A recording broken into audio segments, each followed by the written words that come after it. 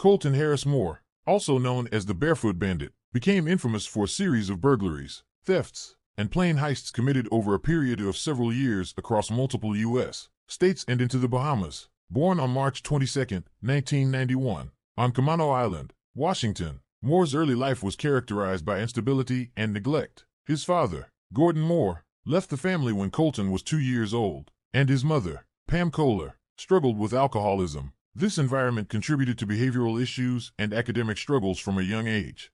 Colton frequently ran away from home, seeking refuge in the island's forests. By the age of 7, he had learned to survive in the wilderness. His first significant encounter with the law occurred at 8 years old when he was caught stealing from a neighbor's house. This incident marked the beginning of his extensive juvenile record, which included numerous counts of burglary and theft. Colton primarily targeted vacation homes on Camano Island, stealing food, money, and small valuables. His familiarity with the island's terrain and his ability to move silently and swiftly made him difficult to apprehend.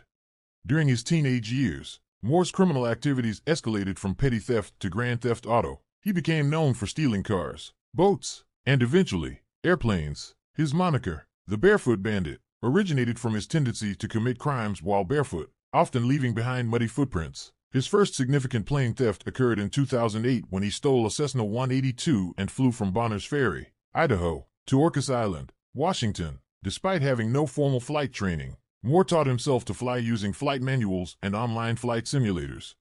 Over the next 2 years, Moore's crime spree expanded across several states, including Washington, Oregon, Idaho, South Dakota, Nebraska, Iowa, and Indiana. He broke into homes and businesses, stole vehicles, and evaded law enforcement using his survival skills. His exploits garnered significant media attention, and he developed a following among those who viewed him as a modern-day outlaw. Despite numerous attempts to capture him, Moore managed to remain at large, often utilizing the natural landscape to his advantage.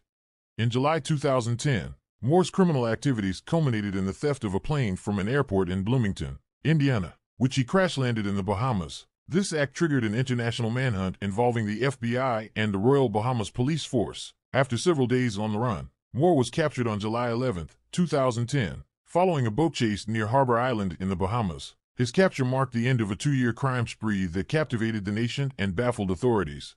Upon his return to the United States, Moore faced numerous charges across multiple states. He pleaded guilty to 7 felony charges in Washington state in January 2012 and received a 6.5-year prison sentence. Additionally, he faced federal charges for his interstate crimes. During his trial, Moore expressed remorse for his actions and attributed his criminal behavior to his troubled upbringing and desire for freedom. While incarcerated, Moore's story continued to capture public interest. His life and crimes were the subject of books, documentaries, and a planned Hollywood film. Upon his release from prison in 2016, Moore expressed a desire to leave his criminal past behind and rebuild his life. He aimed to use his experiences to help others, focusing on issues such as neglect, abuse, and the failures of the foster care system.